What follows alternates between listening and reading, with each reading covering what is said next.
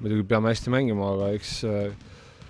aasta jooksul ikka peab paremaks minema, ja see tagaliini mõttes, et meil on niisugune nagu suht erinevad, võib olla nagu suht erinev see tagaliin, et kui näiteks Timo mängib või George mängib, aga tänu Veidemanni tulekule kindlasti on meie võistkonda nagu lisanud niisugust teravust ja ma arvan, et see on päris hea, muudab meie võistkonna kohe palju ohtlikumaks vastasele.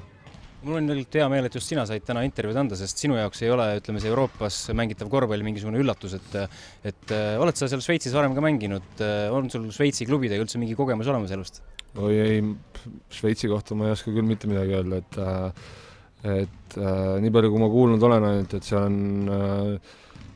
hästi palju ameeriklasi on ja et eks ta sellist, ma arvan, et eks ta enam-vähem sinna Saksa, Holland, Belgia stiilis korvpalli mängivad, et aga ma ise küll ei ole kellega mänginud sealt ja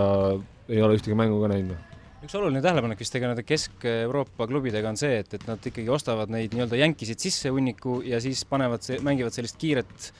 võimalikult Euroopa tippklassi korvpalli. Kas tunned sa siin mingit vahet, et seal mängitakse natuke võib-olla jõulisemalt ja kiiremalt? Kindlasti ma ütleks, et seal võib-olla jõulisemalt mängitakse, aga eks nendel on nagu mängijad, kellel võib-olla on individuaalsed omadused, võib-olla on paremad,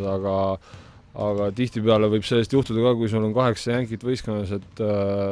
meeskondlik mäng nagu päris kõvasti kannatab, et võib olla üksikuid päevi, kus kõik on väga heal tasemel, aga et siis mängud õnnestuvad ja kui treener suudab nad panna ühtse võistkonnale mängima, siis loomulikult on nad väga ohtlikud. Mul õnnestub nüüd näha ka Kristjan Kanguri mängu Itaalia liigas pühapäeva õhtul ja on sul Kristjanile ka mingisugune oma sõnum, et ta on päris hea soos seal Itaalias, et on vist Eestis, võib öelda, et kui mitte number 1, siis top 3 mängija praegu. No ma arvan, et ta on ikka Eesti praeguse seisuga, mis ta seal Itaalias näitab, et ta on ikkagi Eesti parim mängija, et selles ei ole nagu kahtlustki, et ta on väga hästi mänginud ja et see on ainult ju hea meile kõigile, et teeb kindlasti võib-olla Eestile rohkem reklaami, et kui ta hästi mängib, et siis võib sinna teine kordki vaadata mõnda Eesti mängijat ja eks ma näen teda seal Itaalias, eks ma siis annan ise talle oma sõnumid edasi, et